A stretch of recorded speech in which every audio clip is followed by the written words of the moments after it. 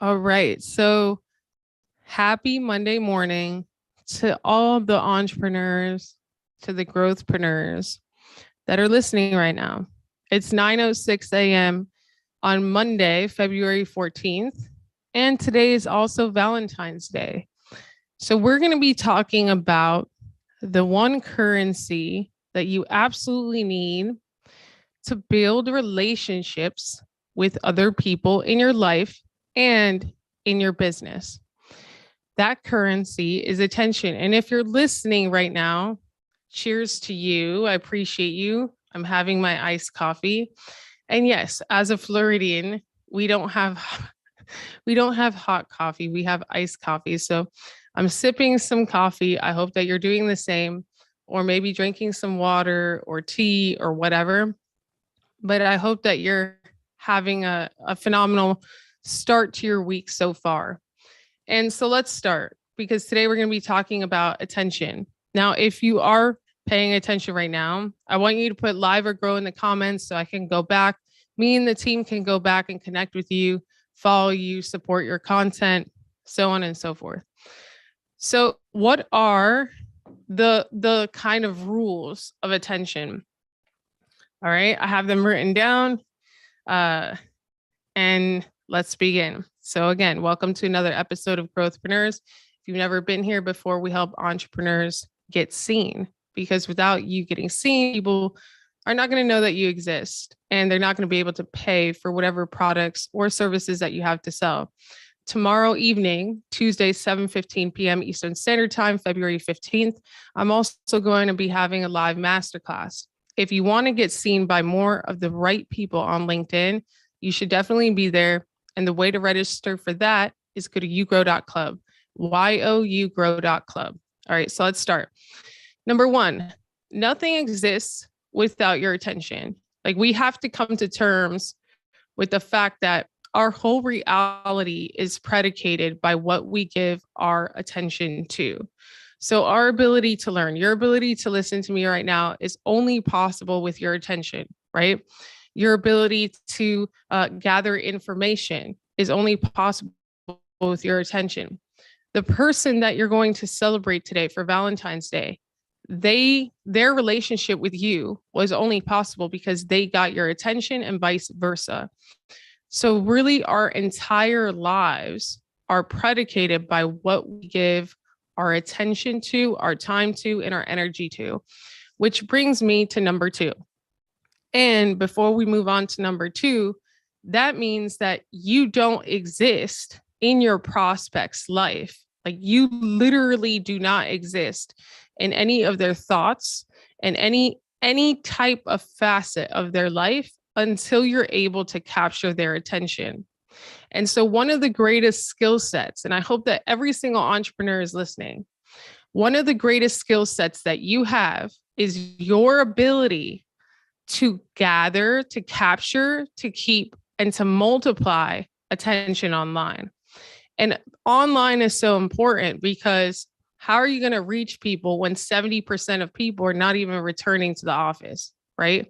We're going into a remote kind of environment, which is amazing. But at the same time, if you don't have a digital presence, you're going to have difficulty building your future. Okay. So that's number one. Number two, every single one of your prospects has a limited amount of time, attention, and energy. So in a 24-hour day, right? Maybe your prospects sleep 8 hours. Let's just say on average, they sleep 8 hours. So 8, 16, 24. That means that 2/3 of their day is left. Maybe they work for another 8 hours, right? That's 16 hours, which leaves them with just another 8 hours. Okay. What are they going to do? Maybe 4 hours with their family, commute, eating, whatever. Maybe they have 4 hours left of time. So what are they going to do with those 4 hours? Right? How are you going to secure your ability to capture even maybe 1 minute or 2 minutes or 3 minutes of those 4 hours, not just once in a while, but every single day, so that at least you remain top of mind? And this is this is what happens, right? This is why advertisement is like a multi-billion-dollar industry, because the companies, the biggest companies know that if they just remain top of mind when the timing is right, right? Number one, the timing will become right faster, they'll convert faster, but when the timing's right, it's going to be effortless. It's going to be an effortless transition. So you have to know. That brings us to number 3. You are not just in competition with your competitors. So if you believe that, then that's a very narrow-minded way of looking at business. You are in competition with anyone or anything getting the attention of your prospects, right? That includes the Super Bowl yesterday. So if you were trying to do an event, right, and you know that your prospects watch the Super Bowl, how were you going to compete with the Super Bowl yesterday, right? So your competition is much wider than just the people in your industry or your direct competitor or whatever. It's literally any other company that is taking away time, energy, and attention from your prospect because they have a limited amount of those resources. So you have to get into that mindset that it's not just within your industry. It's not just within, your direct competition. You're even in competition with, people that they personally know that are taking their time, energy, and attention. And this goes back to a video that I saw about like, why do you think Facebook, a company like Facebook that has everyone's data and information and stuff, why don't you think that they have a feature that shows you where friends are nearby, right? Like, so let's say I'm traveling and they can ping me that maybe I'm in the same location as a friend or whatever. There's theories that they wouldn't do that because then people would start hanging out more offline, which would take time and attention away from Facebook, which would then decrease their advertisements, so on and so forth. So we have to even be cognizant of those things. Start to get into the habit. Like if you think creating content is optional at this point, I don't know what to say, because in the present and in the future, if you're not able to leverage the creation of content, the creation of entertaining and informative and helpful content to remain top of mind and to gain timeshare daily from your prospects so that you have an okay chance of competing without having to expend thousands or tens of thousands or hundreds of thousands of dollars into advertisements, then if you don't see the value of that or the responsibility of that as a founder or CEO, I think you're going to get left behind unless you have a phenomenal network outside of that, right? But I've seen even people with phenomenal networks that depended on referrals for too long, then panic when they needed a digital presence, right? So if you are ready to take your content creation seriously, especially on a platform like LinkedIn, then go to yougrow.club, yougrow.club, invest 2 hours of your time in yourself so that you could learn how to grow your personal brand on LinkedIn.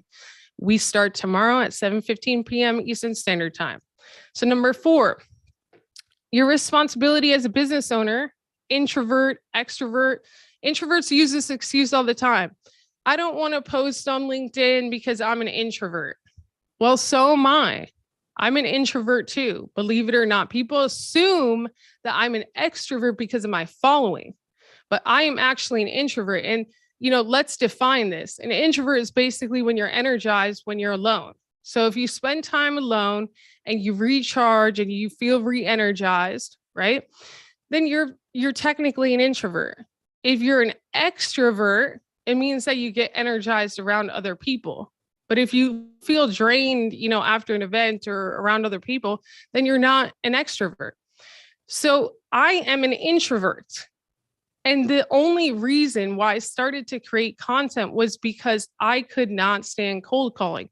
I could not stand being in a constant position where I was chasing people. And I put my discomfort aside because I ultimately wanted to provide a better life for my child more than I didn't want to feel uncomfortable. Does that make sense? So yeah, you may be an introvert, but that doesn't negate you of the responsibility of having to get some type of visibility for your business. Okay. So your responsibility as a business owner is to become visible. You need to get seen by more people who you can serve. Right.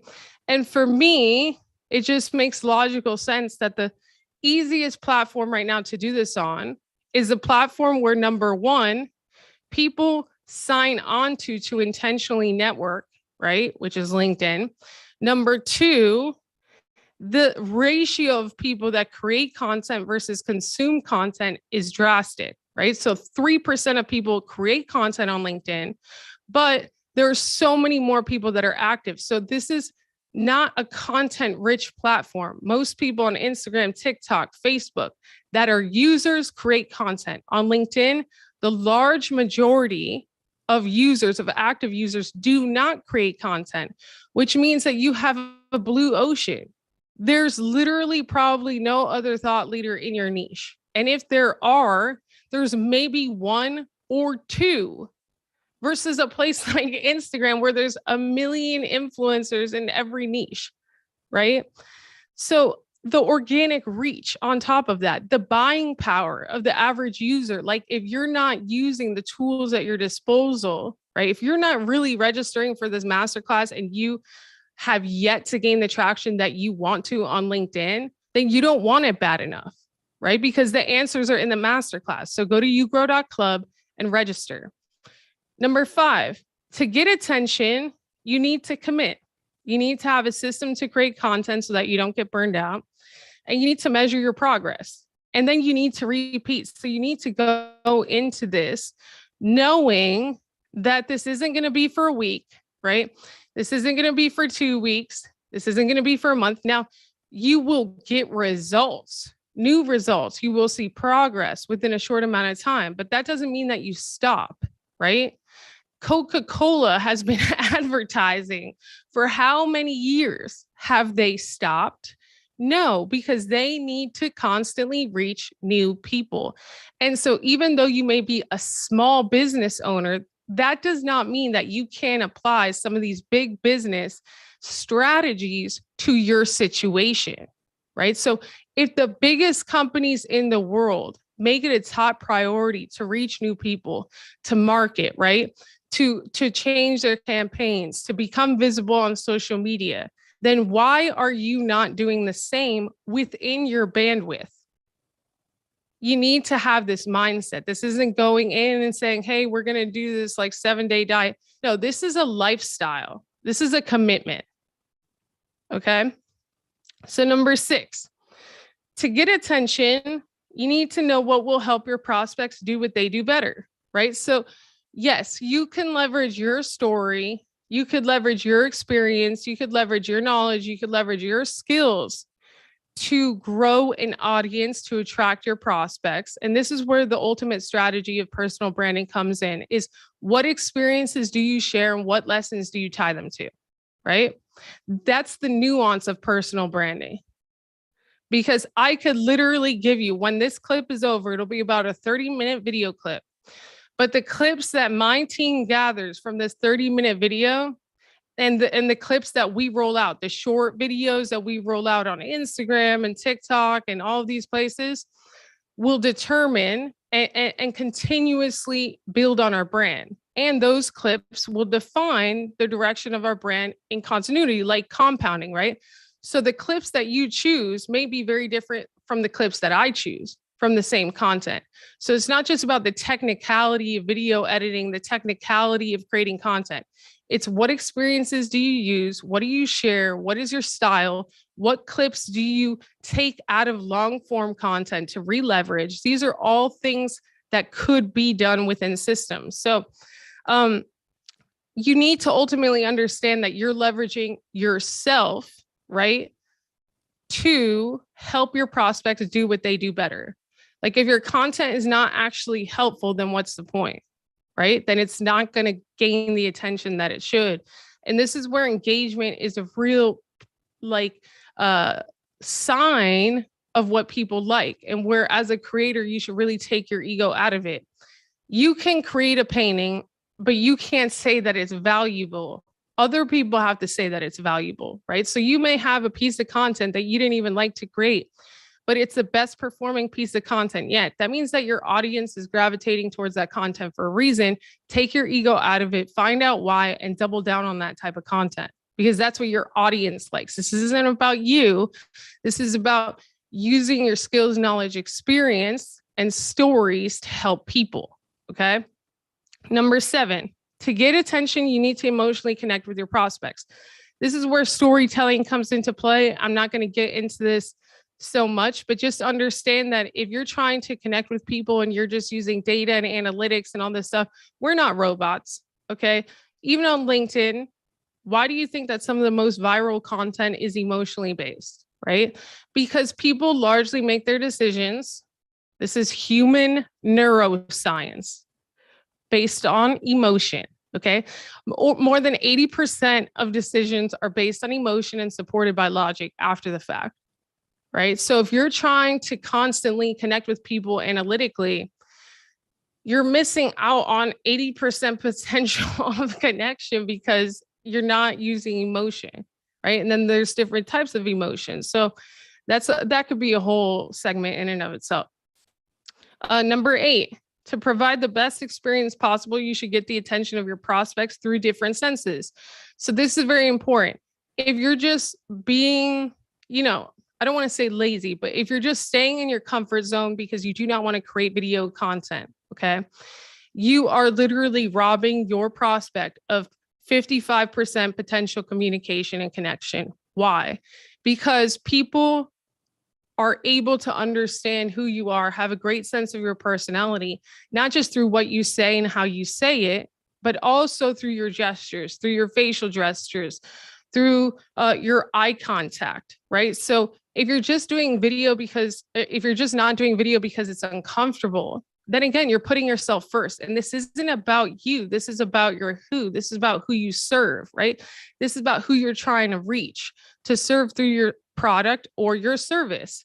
So put your discomfort aside and start to reach them through different senses. If you're only doing videos, start to share images, start to share text posts, start to share audio clips. You should be able to reach your prospects through different senses, hopefully daily, but if not daily, then at least on a weekly basis. Okay. Number 9, the more attention you get from prospects, the faster they convert. Right. So this just makes sense. And bringing it back to Valentine's Day, if you see someone once a month, like if you're dating them and you see them once a month in a 1-year time span, you're going to see them 12 times a year versus if you see someone, 3 times a week. Okay. That's 12 times a month over a year. Who do you believe that you're going to get to know better and faster? Probably the person that you're seeing 3 times a week versus once a month, right? It's the same thing with your personal brand and with your content. If your prospect only sees you once a week, right? They may not even know. It's going to take them so long to even get the gist of who you help, what you do, your vibe. But if they see you once a day, right? Or if they see you 4 times a day, they're going to learn about you a lot more quickly. They're going to be able to decide, do they want to buy whatever it is that you have to sell? Do they trust you? Do they even like your personality? They're going to be able to filter themselves out faster or convert faster, right? On their own. Your content should be doing most of this work. So if you're not consistent, then that's a problem. 10, once they convert, you have a responsibility to get the attention of your clients, right? And this is a huge thing. Some people, once a client converts, they don't pay attention to the client, right? They just leave them.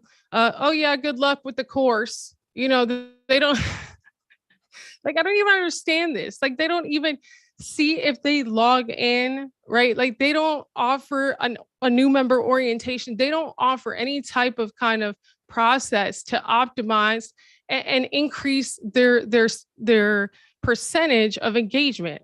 And engagement is so important because the more they engage, the more likely they are to succeed. The more likely they are to succeed, the greater testimonials you have for your company, the greater word of mouth, right? That can compound. So it's like, you need to get the attention of your clients. The more engaged they are, the better. If your clients are not engaged enough, your retention rates will likely suffer. And you should aim for a retention rate. So what is retention, by the way, if you don't know?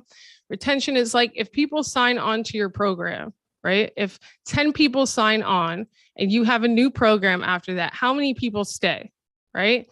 So if only one person stays at a 10, that's terrible. You need to aim for at least an 80% retention rate. That's where you should want your business to get to. Number 11, you have everything you need to get attention. Use the tools that you have, right? And don't be so prideful, right? You can accelerate your results by gaining access to knowledge that you don't have, knowledge that would have taken you years to learn on your own.